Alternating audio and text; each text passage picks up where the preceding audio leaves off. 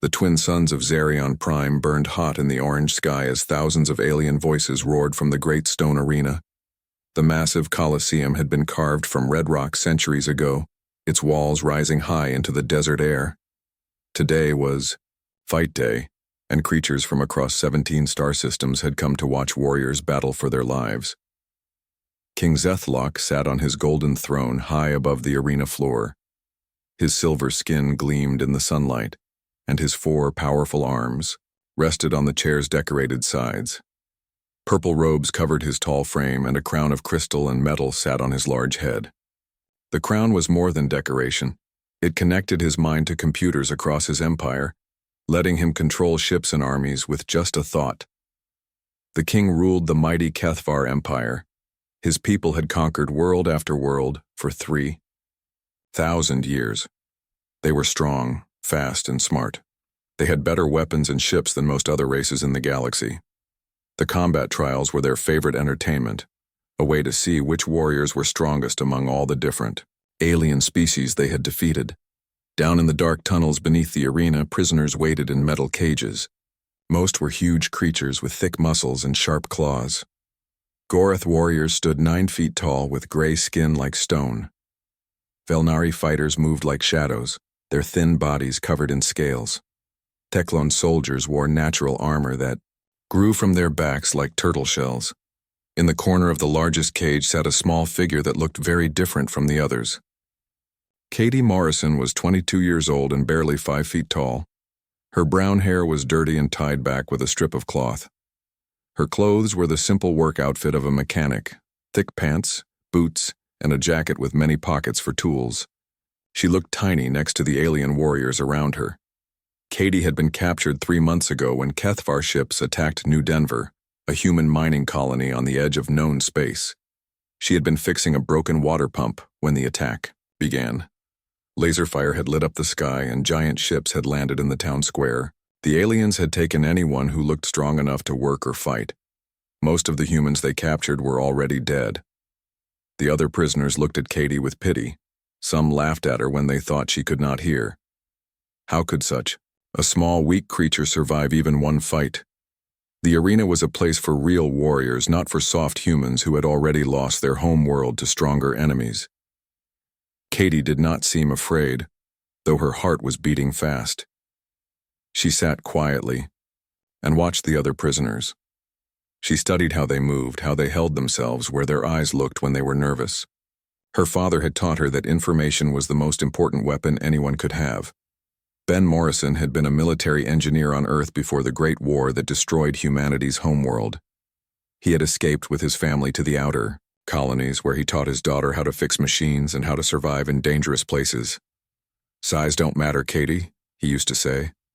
"Smart matters, fast thinking matters, and never, ever give up matters most of all." Above them, the crowd was getting excited. Arena workers in red uniforms were preparing the fighting ground.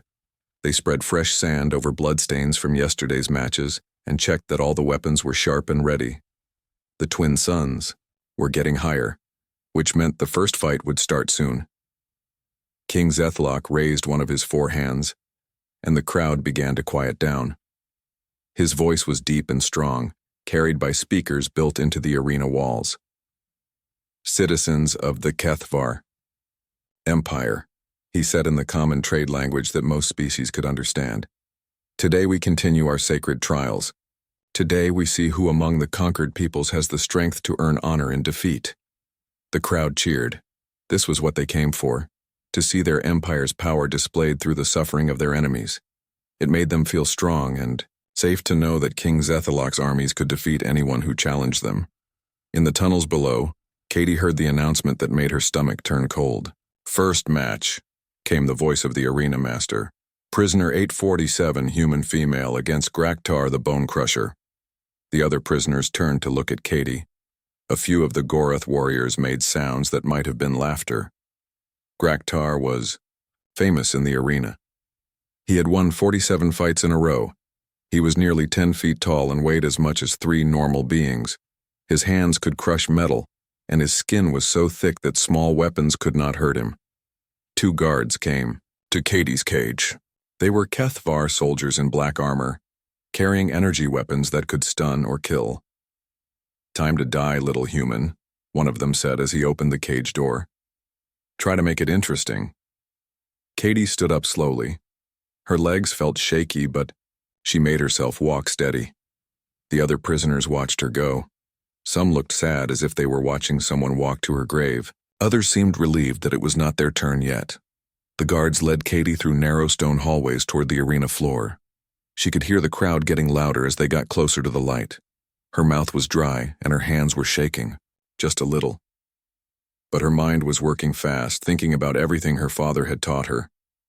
"Remember," she whispered to herself, "they expect you to be weak.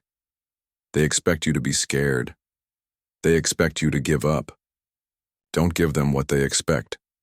The hallway ended at a great metal door. Through the bars, Katie could see the arena floor covered in yellow sand.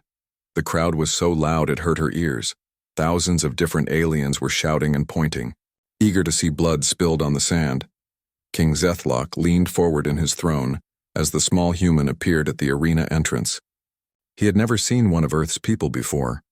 The humans were supposed to be a weak race that had lost their homeworld in a war with machines they had created. This one looked even smaller and more fragile than he had imagined. The arena master's voice boomed across the Colosseum. "Ladies and gentlemen, warriors and citizens, behold the human Katie Morrison. She will face our champion, Graktar the Bone Crusher, who has never known defeat." On the other side of the arena, another metal door opened. What came out was a nightmare, made of muscle and rage. Graktar stood almost 10 feet tall, with gray skin like granite and arms as thick as tree trunks. Scars covered his body from dozens of battles. His eyes were small and red, and when he saw Katie, he threw back his head and roared. The sound made the crowd go wild with excitement. This was going to be a massacre, quick and brutal. The betting boards around the arena showed odds of 100 to 1 against the human lasting more than 2 minutes. Katie walked onto the sand and immediately felt the heat from the twin suns on her face. An arena worker handed her a plasma blade, the standard weapon given to all fighters. It was about 3 feet long with a handle that fit in one hand. When she pressed a button, a beam of blue energy appeared, hot enough to cut through metal. Graktar was given a massive energy maul, a weapon as tall as Katie herself. When he turned it on, electricity crackled along its length, and the air around it shimmered with heat. King Zethlock settled back in his throne to watch what he thought would be a very short fight. The human girl stood in the center of the arena, looking around at the crowd with calm eyes. She did not beg for mercy or try to run. That was interesting, at least. The arena master raised his hand, then dropped it quickly. "Let the combat begin." Graktar charged forward with a roar that shook the arena walls. Katie Morrison stood perfectly still and waited for him to come. Graktar's massive feet pounded across the arena sand as he charged toward Katie. Each step shook the ground and his energy maul crackled with deadly power. The crowd screamed with excitement, ready to see the small human crushed into nothing. Katie watched him come closer. Her father's voice echoed in her memory. "When someone bigger is coming at you, don't run away. Don't stand still. Do something they don't expect." Graktar raised his huge weapon high over his head, ready to bring it down and end the fight with one blow. The crowd held its breath. King Zethlock leaned forward in his throne, watching closely. Then Katie did something that surprised everyone. Instead of running away or trying to block the attack, she ran straight at Graktar. Her small legs carried her forward as fast as she could go, directly into the path of the giant warrior. Graktar's small red eyes went wide with confusion. No fighter had ever charged him before. They all tried to stay away from his powerful attacks. He swung his maul down with all his strength, but Katie was already too close. She dropped to her knees and slid across the smooth sand, passing right between his huge legs. As she slid underneath him, Katie swung her plasma blade up and back. The hot energy cut deep into the thick tendons behind Graktar's knees. The giant warrior screamed in pain and surprise. His legs could not hold his weight anymore, and he crashed down onto the arena floor with a sound like thunder. The crowd went silent. This was not supposed to happen. Graktar was supposed to win quickly and easily. Instead, he was on the ground, blood flowing from the cuts on his legs. King Zethlock sat up straight in his throne. His four hands gripped the armrests tightly. He had never seen anyone fight like this before. The human girl moved like water flowing around her enemy instead of trying to meet him head-on, but Graktar was not finished. Even with injured legs, he was still dangerous. He rolled over and swung his maul sideways, trying to hit Katie while she was close to him. She jumped back just in time, and the weapon missed her by inches. The giant warrior used his massive arms to pull himself up to his knees. Pain filled his eyes, but he was still much bigger and stronger than Katie. He swung his maul again, this time in a wide arc that would be hard to dodge. Katie did not try to dodge. Instead, she grabbed a handful of arena sand and threw it right into Graktar's eyes. He roared with anger and swung blindly, but Katie was already moving. She ran toward one of the stone pillars that held up the arena's upper levels. Graktar wiped the sand from his eyes and followed her, limping on his injured legs. His maul struck the stone pillar where Katie had been standing just a moment before. Chunks of rock flew through the air, and cracks appeared in the ancient stone. Katie had expected this. As soon as Graktar hit the pillar, she was moving again. She climbed up onto a pile of broken stone and jumped, landing on the giant's broad back. Before he could reach her, she drove her plasma blade down into the thick muscle of his shoulder. Graktar screamed and tried to grab her with his other hand. Katie pulled out her blade and jumped away, rolling across the sand to safety. Now the giant had wounds on his legs and his shoulder. He was getting slower and weaker, but he was also getting more angry. The crowd was making noise again, but it was different now. Instead of cheering for a quick victory, they were watching a real fight. Some were shouting encouragement to Graktar, while others seemed amazed by the human's tactics. King Zethlock found himself studying every move Katie made. She did not fight like any warrior he had ever seen. She did not try to prove she was strong or brave. She just tried to win using whatever worked. Graktar charged again, but this time he was more careful. He kept his weapon ready and watched for tricks. Katie ran toward another pillar and he followed, thinking he understood her plan. But Katie had learned something about the arena while fighting. The twin suns were high overhead now, and they cast long shadows between the pillars. She ran into the shadow of the biggest pillar and seemed to disappear into the darkness. Graktar stopped and looked around, confused. His eyes were used to the bright sunlight, and he could not see clearly in the shadow. Katie was there, but she looked like just another dark shape among many. She waited until he stepped into the shadow looking for her. Then she attacked from the side, cutting at the arm that held his weapon. Graktar roared and swung blindly, but Katie was already gone, back out into the sunlight. This happened 3 more times. Katie would hide in shadows, then attack when Graktar could not see her clearly. Each time she left him with another small wound. None of the cuts were deep enough to kill him, but they were adding up. He was losing blood and getting tired. The crowd was getting excited now. They had never seen anything like this fight. The human was like a ghost, appearing and disappearing, always striking where Graktar was weakest. King Zethlock realized something that made him uncomfortable. The human girl was not just fighting to survive. She was fighting smart. She was using the arena itself as a weapon, turning its shadows and pillars and even the sand into tools to help her win. After 20 minutes of battle, Graktar was breathing hard. Blood from many small cuts covered his gray skin. His weapon felt heavy. In his hands and his injured legs could barely hold him up, but he was still bigger and stronger than Katie. If he could land just one good hit, the fight would be over. Katie knew this too. She had been watching him carefully, learning how he moved and what made him angry. Now she was ready for the final part of her plan. She ran toward the center of the arena, where the sand was deepest and softest. Graktar followed her, raising his maul for one last attack. This time he was sure he would hit her. Katie waited until he was almost close enough to touch her. Then she dropped to the ground and rolled to the side. Graktar's massive weapon came down with all his strength, but instead of hitting Katie, it smashed deep into the soft sand. The impact was so hard that the weapon got stuck. Graktar tried to pull it out, but he was tired and hurt. For just a moment he was defenseless. Katie was already moving. She jumped up and ran at the giant warrior. Instead of using her plasma blade, she pulled something else from her pocket. It was a small metal tool that her father had made for her, with sharp edges and a heavy handle. She jumped as high as she could and struck Graktar right behind his ear, where his thick skull was thinnest. The blow was not hard enough to kill him, but it was exactly right to make him unconscious. The giant warrior's eyes rolled back in his head, and he fell forward onto the sand with a crash that shook the entire arena. Katie landed on her feet and stepped back, breathing hard. Her clothes were torn and dirty, and she had cuts on her arms and face. But she was standing, and Graktar was not. The arena was completely quiet for a long moment.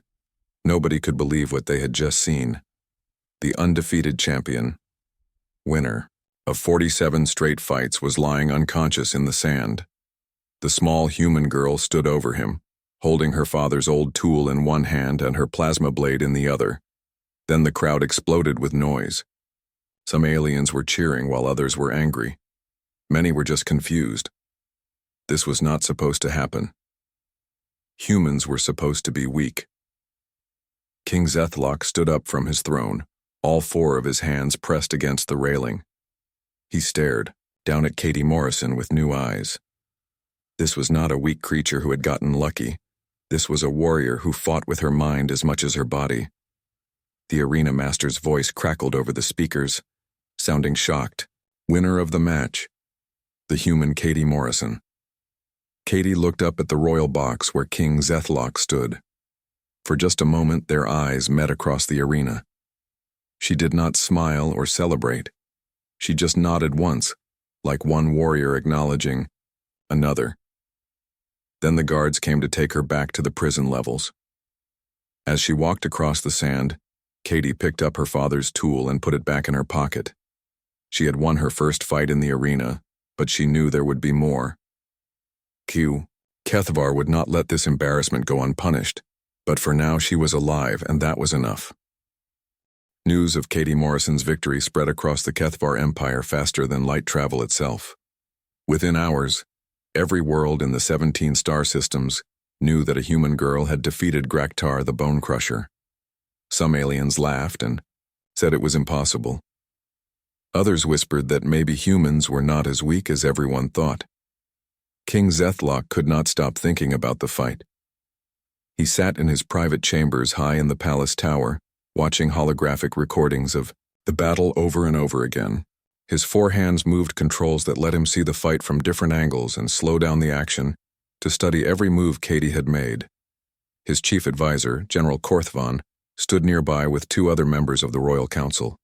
They were all tall, silver-skinned Kethvar with the same forearms as their king, but they looked worried and confused.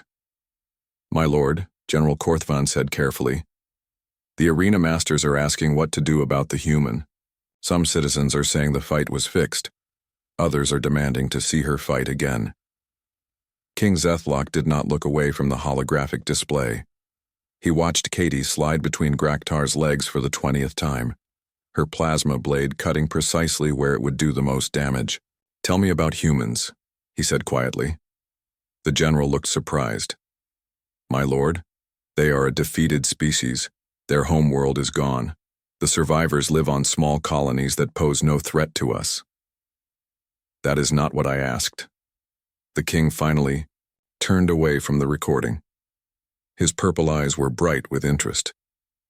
"I want to know how they fight, how they think, how they survived long enough to spread across so many worlds before their planet was destroyed." Another advisor, a female named Sithara, stepped forward. She carried a datapad with information downloaded from the Empire's computers. "According to our records, humans evolved as persistence hunters. They would chase prey animals for days across great distances until the animals collapsed from exhaustion." King Zethlock nodded slowly. That explained something about Katie's fighting style. She had not tried to end the fight quickly. Instead, she had worn down her much stronger opponent little by little. "They are also tool users," Sithara continued. "They adapt their environment instead of adapting to it. Where other species develop natural weapons like claws or armor, humans make weapons and tools to solve their problems." The king remembered the small metal device Katie had used to knock out Graktar. It had not looked like much, but it had been exactly the right tool for the job. What else? And he asked. They are social creatures who live in groups. Our military reports say they fight harder when protecting others than when fighting for themselves. Sithara looked at her datapad again. They also have something called stubbornness that makes them refuse to give up even when defeat seems certain. King Zethlock was quiet for a long time, thinking about what he had learned. Finally, he spoke. Double the guard around the human. Prisoners. I want to know everything about this Katie Morrison. Who is she protecting? What does she care about most?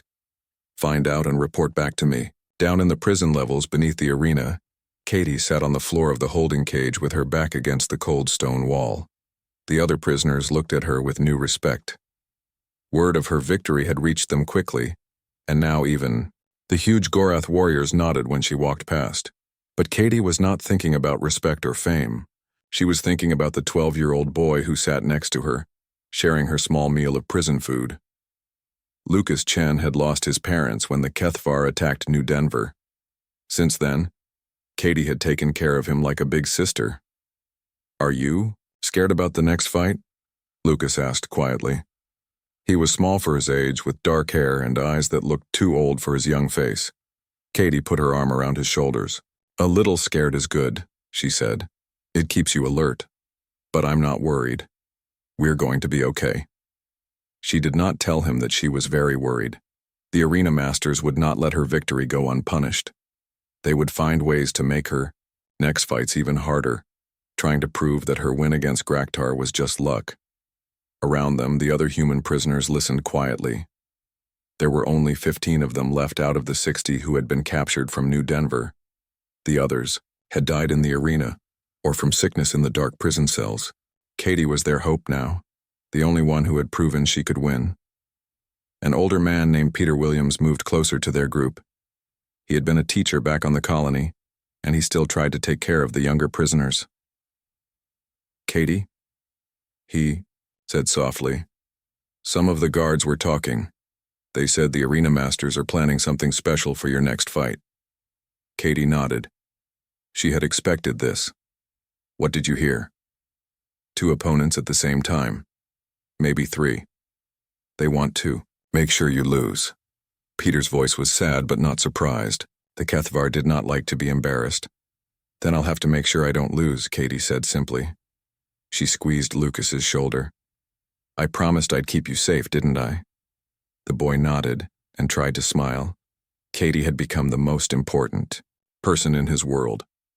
She shared her food with him, told him stories about Earth and the outer colonies, and made him feel like he was not alone in this terrible place. 2 days later, the arena masters announced Katie's next fight. Just as Peter had warned, she would face 2 opponents at once. The crowd was even bigger this time, with aliens coming from other worlds just to see if the human could win again. King Zethlock took his place on the royal throne, but this time he was not alone. He had invited several other alien rulers to watch the fight with him. They were curious about this human who had defeated one of the arena's champions. Katie walked onto the sand carrying the same plasma blade as before. Her father's metal tool was hidden in her jacket pocket, but she hoped she would not need it this time. Across the arena, 2 fighters entered from the opposite gate. The first was a Velnari assassin named Shiktar. He was thin and quick, with black scales that helped him blend into shadows. His weapons were 2 curved knives that could cut through armor. The second fighter was a Theclon warrior called Brondok.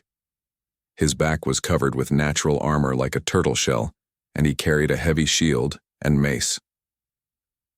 The crowd cheered loudly as the 3 fighters took their positions. The betting board showed better odds for Katie this time, but she was still the underdog. Fighting 2 skilled opponents at once was much harder than defeating one large but slow enemy. Katie looked around the arena carefully, studying the terrain just like she had before. The sand was deeper in some places than others. The shadows fell differently at this time of day. She noticed that several chunks of stone were still scattered around from when Graktar had broken the pillar. The arena master raised his hand to start the fight. Katie took a deep breath and got ready, This time would be different. This time she would have to make her enemies fight each other instead of working together against her. The hand dropped, and the battle began. Shiktar moved first, running, toward Katie with his knives ready. He was fast, much faster than Graktar had been. Brondok followed more slowly, his heavy armor clanking with each step. Katie could see they had planned to attack her from two directions at once. Instead of running away, Katie did something unexpected again. She ran straight toward Shiktar, but at the last second she dove to the side and rolled behind one of the stone chunks. Both enemies had to change direction to follow her, and for a moment they were running toward the same spot. Katie popped up from behind the stone and threw a handful of sand at Shiktar's eyes, just like she had done to Graktar. The Velnari hissed with anger and swung his knives blindly. One of them came very close to hitting Brondok, who had to jump back to avoid being cut. "Watch where you swing those things," Brondok shouted in the common language. "Then stay out of my way," Shiktar snapped back, wiping sand from his eyes. Katie smiled. Her plan was already working. She had made them angry at each other instead of focused on her. She kept moving, using the broken stones and pillars to stay out of reach while her enemies chased her. Every time they got close to cornering her, she would do something to make them get in each other's way. When Shiktar tried to attack from the shadows, Katie would move so that Brondok's heavy footsteps would give away the ambush. When Brondok charged with his shield raised, Katie would duck behind cover that forced Shiktar to dodge his partner's attack. King Zethlock watched with growing amazement. The human girl was not just fighting two opponents. She was making them fight each other while barely using her own weapon. It was like watching a master chess player move pieces around a board. After 10 minutes, both alien fighters were breathing hard and getting frustrated. They had come close to hitting Katie several times, but they had also nearly hurt each other twice. They were starting to argue about tactics instead of working together. Katie saw her chance. She ran toward a pillar where shadows were thick, with Shiktar chasing close behind her. At the last second, she dropped flat on the ground. Shiktar could not stop in time and ran straight into Brondok, who was coming around the other side of the pillar. The impact knocked both fighters down in a tangle of arms, legs, and weapons. Katie jumped up and struck quickly with her plasma blade, cutting the straps that held Brondok's shield to his arm. Then she kicked Shiktar's knives away while he was still trying to get up. King Zethlock stood in the dark hallway outside the prison cells, wearing a simple black cloak instead of his royal robes. Two guards walked with him, but he had ordered them to stay back and remain quiet. He wanted to see the human prisoners when they did not know he was watching. Through the metal bars, he could see Katie sitting with the young boy Lucas. She was sharing her small portion of bread with him, even though it meant she would have less food for herself. Other human prisoners sat nearby, listening as she told them stories about places she had been and things she had seen. "My father used to take me fishing on Lake Superior back on Earth," Katie was saying. "The water was so clear you could see all the way to the bottom, even when it was 20 feet deep. And the fish were huge, some of them longer than Lucas is tall." The boy smiled for the first time in days. "Did you catch any?" "Oh, yes," Katie laughed. "But Dad made me throw most of them back. He said we should only take what we needed to eat and leave the rest for next time." King Zethlock listened carefully to every word. The human girl was not just telling stories to pass time. She was giving hope to people who had lost everything. She was making them remember that there was a world outside the prison walls, a world worth fighting to see again. The king had come here to learn more about Katie Morrison before making the most important decision of his long life. Tomorrow, he was going to announce that he would fight her himself in the arena. It was something no Kethvar ruler had done in 3,000 years of history. His advisors thought he was making a terrible mistake. But King Zethlock had been thinking about his empire and what it had become. For centuries, his people had conquered other worlds and taken whatever they wanted. They had grown strong and rich, but they had also grown soft and cruel. They no longer remembered what it meant to fight for something important. This human girl had reminded him of something he had forgotten. She did not fight for glory or power. She fought to protect the people she cared about. That was the kind of strength his empire needed. General Korthvan stepped up behind the king and spoke quietly. My lord, are you certain about this challenge? The human has only fought 3 matches. You have trained for centuries and won 1,000 battles. That is exactly why I must fight her, the king replied. I need to know if she truly has the strength I think she has, and I need to know if I am still worthy to rule. The general looked confused, but he said nothing more. Kings did not have to explain their decisions to anyone. Katie had finished her story and was helping Lucas get ready to sleep on the thin blanket they shared. The king watched as she checked the boys' small cuts and bruises from their capture, making sure nothing looked infected. She moved like someone who had taken care of sick people before. Katie, said Peter Williams, the old teacher, what do you think they will make you fight next? Katie was quiet for a moment. Something harder, she said finally. They are embarrassed that I won twice. They will keep making the fights more difficult until they find something I cannot beat. Are you afraid? Asked a woman named Maria Santos, who had lost her husband in the arena 2 weeks ago. Katie looked around at all the human faces watching her. These people depended on her now. They needed to believe that someone could stand up to their captors and win. I am always a little afraid, she said honestly, but I am more angry than afraid, and anger can be a good thing if you use it right. King Zethalok nodded to himself. The human understood something that many warriors never learned. Fear and anger were not weaknesses to be ashamed of. They were tools that could make a fighter stronger if used correctly. The next morning, news spread through the arena that made everyone stop what they were doing and stare in shock. King Zethalok himself would enter the combat trials to fight the human girl. Arena workers stood with their mouths open. Guards dropped their weapons. Even the alien rulers who had come to watch the previous fights could not believe what they were hearing. In the royal council chamber, General Korthvan and the other advisors were arguing loudly with their king. This is madness, the general said, his forearms waving in frustration. You are the ruler of 17 star systems. You cannot risk your life fighting a prisoner.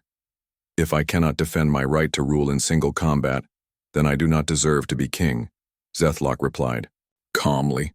He was putting on his fighting armor for the first time in 50 years. The metal plates were black and silver, decorated with the symbols of his royal house. But my lord, said advisor Sithara, what if you lose? What happens to the empire? The king stopped adjusting his armor and looked at her seriously. If I lose to a small human girl armed with nothing but a simple blade, then perhaps the empire deserves a new ruler. His advisors fell silent. They had never heard their king talk like this before. Down in the prison levels, Katie was also preparing for battle. But she was not thinking about armor or weapons. She was thinking about Lucas and the other prisoners who were counting on her. If she lost this fight, the arena masters would probably kill all the remaining humans just to make an example. I want you to remember something, she told Lucas as she knelt down to look him in the eyes. No matter what happens today, you are strong. You are brave. And someday you are going to get out of this place and have a good life. The boy hugged her tightly. You are going to win, he said with the confidence that only children can have. I know you will. Katie wished she felt as certain as he did. Fighting the king would be completely different from her previous battles. Zethalok was not a mindless brute like Graktar or a pair of fighters who could be turned against each other. He was smart, experienced, and deadly. His forearms could attack from multiple directions at once, and he had been trained in combat since childhood. But Katie had advantages too. She was smaller and faster than the king. She could use the arena environment in ways he might not expect. Most importantly, she was fighting for something more important than her own life. When the time came, 2 sets of guards escorted Katie and King Zethalok to opposite ends of the arena. The crowd was the largest in the arena's history. Aliens had come from across the galaxy to see this unprecedented match between a king and a slave. Katie walked onto the sand wearing the same simple clothes she always wore, carrying the same basic plasma blade.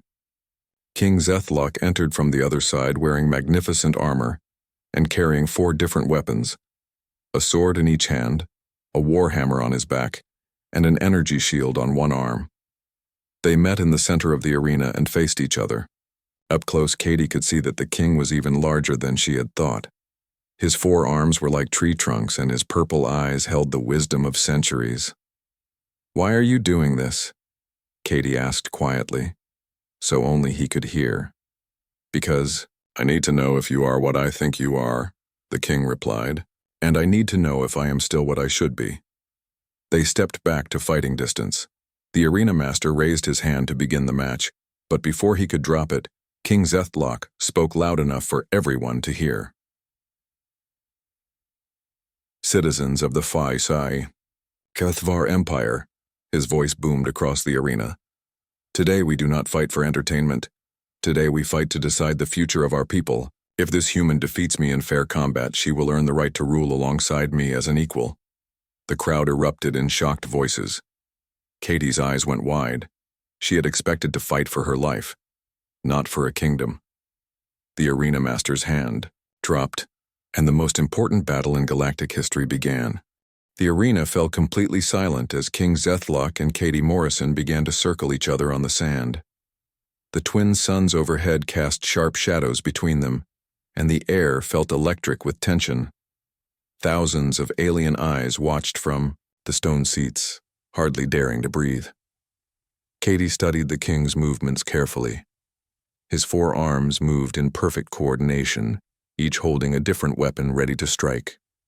His armor gleamed in the sunlight, covering almost every part of his body except his face and hands. He moved like a dancer, smooth and graceful despite his size. King Zethlock watched Katie just as carefully. She looked so small compared to him, but he had learned not to judge by size alone. Her eyes were alert and intelligent, constantly looking for opportunities and weaknesses.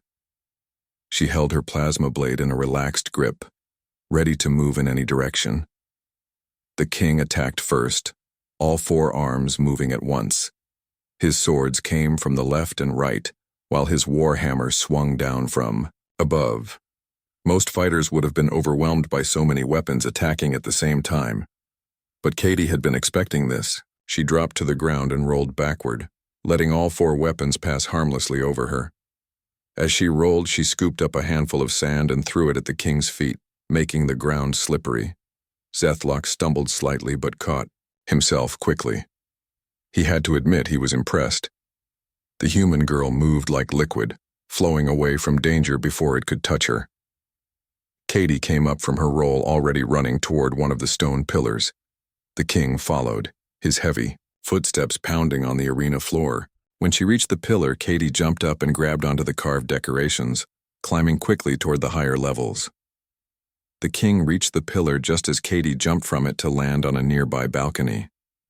She was using the arena's architecture, like a jungle gym, staying out of reach of his longer weapons.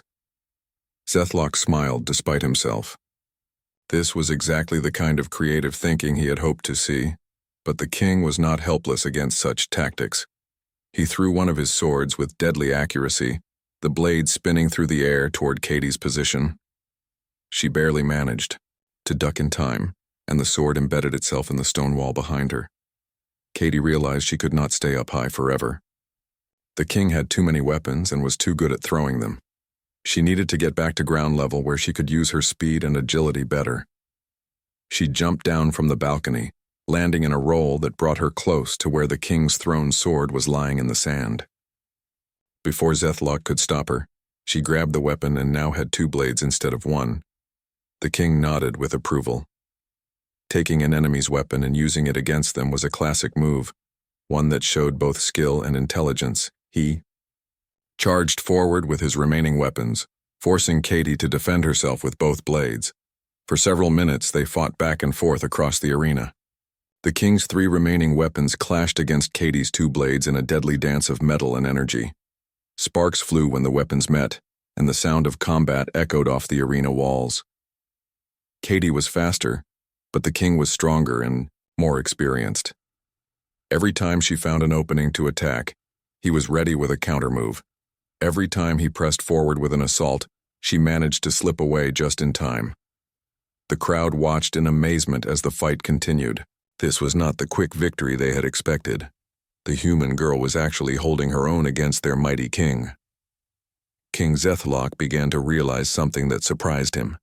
He was enjoying this fight more than any battle he had fought in decades. Katie pushed him to be better, to think faster, to use skills he had not needed in years. She made him feel truly alive again. But as the fight went on, Katie started to get tired. She was smaller than the king and had less strength to draw on. Her blocks became a little slower, her dodges a little less perfect. Zethlock noticed this and began to press his advantage. Then something happened that changed everything. A piece of loose stone fell from the damaged arena ceiling, knocked free by the vibrations of their battle. It was falling straight toward King Zethlock's head, and he was too focused on attacking Katie to see it coming. Katie saw the danger immediately. She could have let the stone hit the king and probably win the fight right there. Instead, she did something that shocked everyone watching. She threw herself forward and pushed Zethlock out of the way, taking a glancing blow from the falling stone herself. The king staggered back, safe but stunned. Blood ran down Katie's forehead from where the stone had hit her, but she was still standing. She had saved the life of her enemy in the middle of their battle. Why? Zethlock asked, his weapons lowering slightly. Why did you save me?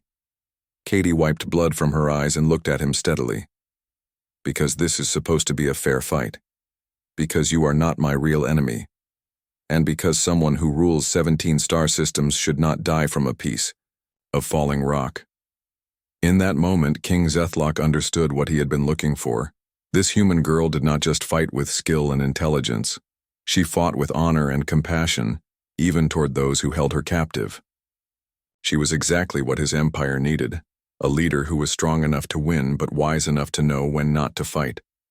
The king slowly lowered all his weapons and placed them on the sand at his feet. The arena erupted in confused voices as the crowd tried to understand what was happening. You could have let me die and won the fight, Zethlock said loud enough for everyone to hear. Instead, you saved my life. That tells me everything I need to know about your character. Katie kept her weapons ready, not sure what the king was planning. The fight is not over, she said. Yes, it is. King Zethlock reached up and removed the crystal crown from his head. The neural interface that connected him to his empire's computers and ships went dark as he lifted it away. I have ruled through conquest and fear for too long. You have shown me a better way.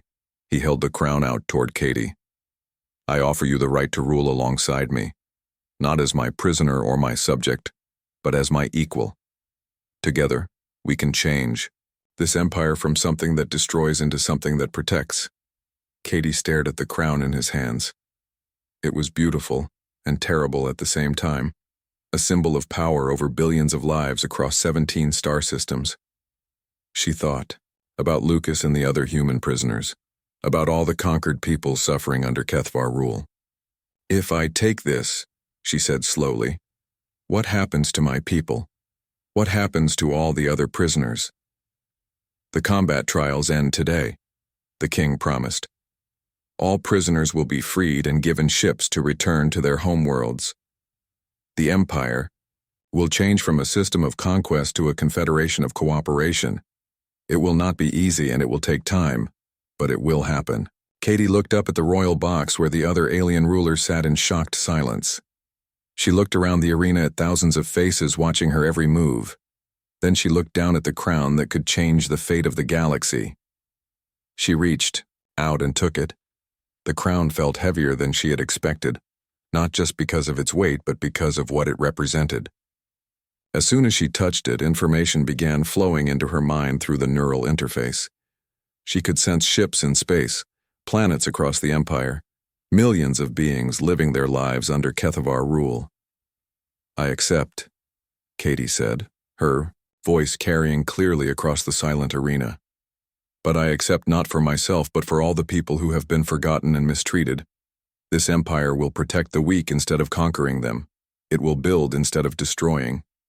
And it will never again force anyone to fight for the entertainment of others.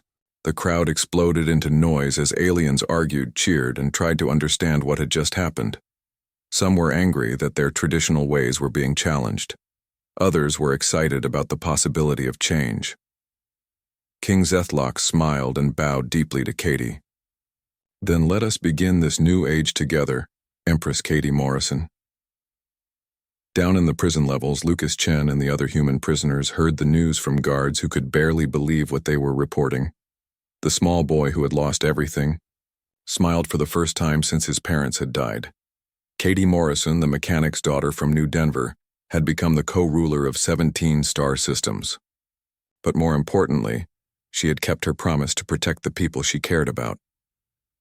As she stood in the arena holding the crown, Katie pulled her father's old metal tool from her pocket and looked at it one more time. Then she put it away and began the long work of building a better galaxy, one world at a time.